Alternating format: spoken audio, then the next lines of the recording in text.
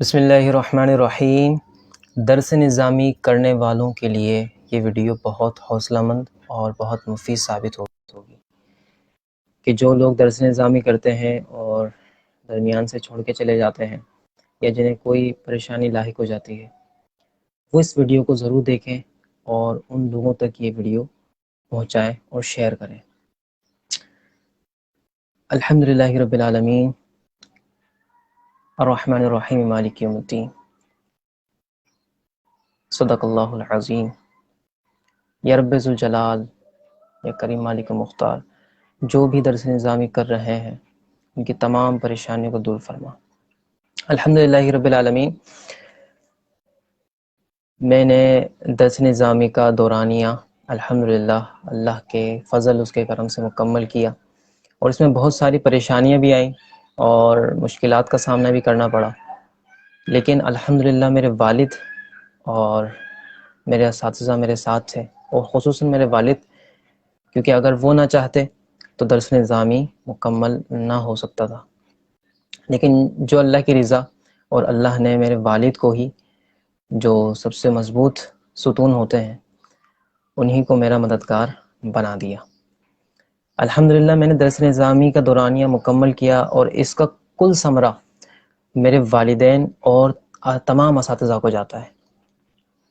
اس عرصے میں میرے والد نے میرا بہت ساتھ دیا، اور اس پورے وقت میں میرے والد محترم ہی میرے مددگار رہے اور کوئی نہیں تھا۔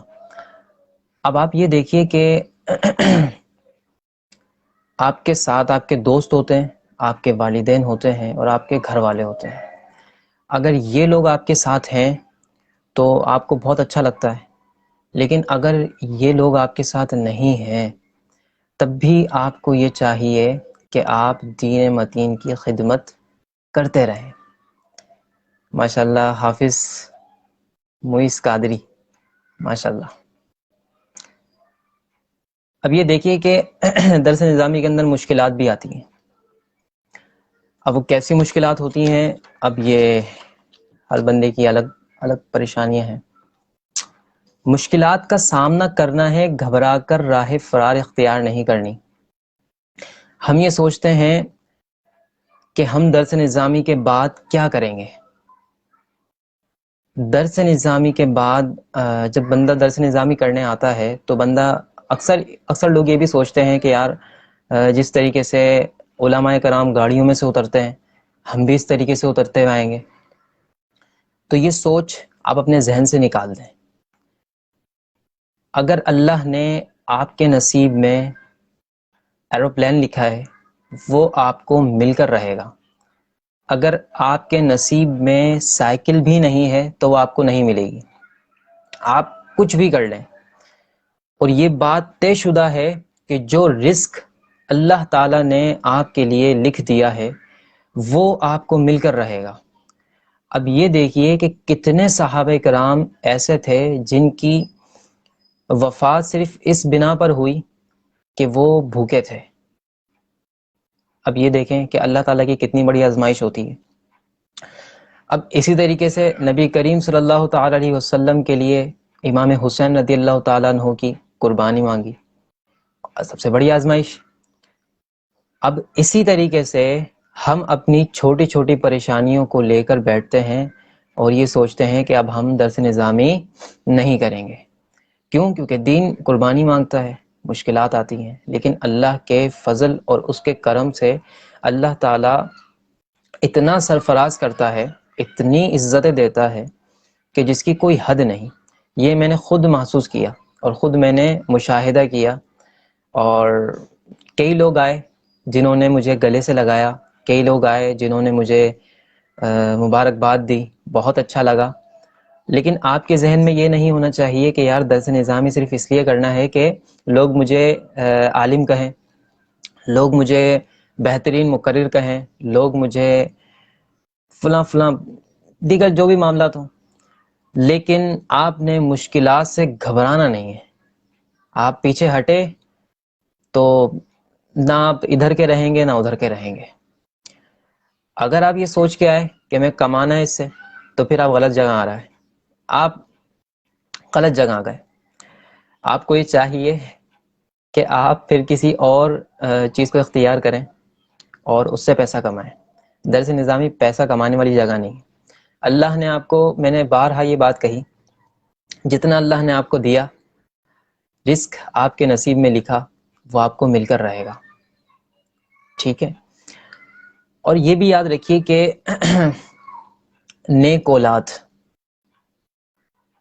اولاد اگر کوئی شخص دنیا میں چھوڑ کر جاتا ہے تو مرنے کے بعد، تمام عمل ختم ہو جانے کے بعد بھی وہ نیک اولاد اس کے عمل کے لیے ثواب جاریہ رہتی ہے، کیونکہ وہ اس کے لیے دعائیں مغفرت کرتی رہتی ہے.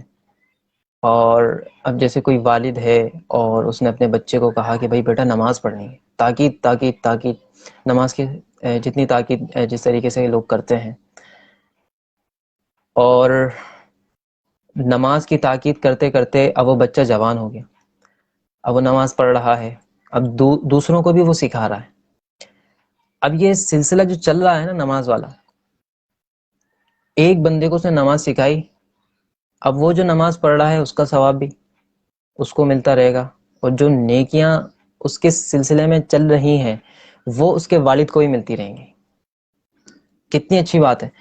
اب آپ یہ دیکھیے کہ اپنے بچوں کو عالم دین کی طرف لے کے آئیں اور حافظ قرآن بنائیں، دیگر علوم بھی ان کے ساتھ چلاتے رہیں، لیکن آپ اس بات کو مد نظر رکھیے کہ ہم ہیں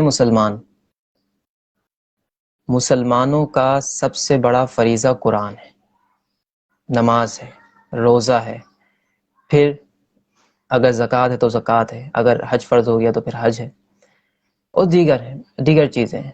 لیکن علم دین حاصل کرنا بھی ضروری ہے. اگر ہم ایسے ہی اپنی زندگی گزار دیتے ہیں جاہلوں کی طرح، تو آپ خود سوچ سکتے ہیں کہ کتنے یعنی کہ سامنے ہمارے ساتھ مسائل آ جاتے ہیں. اللہ تعالی ہم سب کو درس نظامی مکمل کرنے کی اور درس نظامی پہ استقامت نصیب فرمائے. اب دیکھیے کہ رزق جو ہے وہ اللہ تعالی دیتا ہے، جتنا دیا وہ مل کر رہے گا. آپ نے اگر یہ سوچا کہ درس نظامی میں صرف اس لیے کر رہا ہوں کہ مفتی اکمل صاحب بن جاؤں، میں مفتی شہباز بن جاؤں، میں مفتی قاسم بن جاؤں، میں علامہ ثاقب رضا مصطفی جیسے بیانات کرنا شروع کر دوں گا، تو ممکن ہے، ہو سکتا ہے. لیکن آپ اپنی پہچان خود بنائیے، اپنے علم کو مضبوط کیجیے اور اللہ کے دین کے ساتھ رہیے، کیونکہ رب تعالیٰ ارشاد فرماتا ہے ان الدین عند اللہ الاسلام، اللہ کے نزدیک دین اسلام ہے. اللہ تعالیٰ سے دعا ہے کہ جو کچھ سنا اسے یاد رکھنے اور دوسروں تک پہنچانے کی توفیق عطا فرمائے. آمین بجاہ نبی الامین صلی اللہ تعالیٰ علیہ وسلم. ہر جمعہ کے بعد رمضان شریف میں عصر کی نماز سے مغرب تک نفلی اعتکاف ہوتا ہے الحق اسکالرز اکیڈمی میں، تو آپ ضرور شرکت فرمائیے، ہم سے ملاقات کیجیے اور اللہ کا ذکر کیجیے. قرآن خوانی بھی ہوگی، نعت خوانی بھی ہوگی، اور سنتوں بھرے بیان بھی ہوں گے. السلام علیکم ورحمۃ اللہ.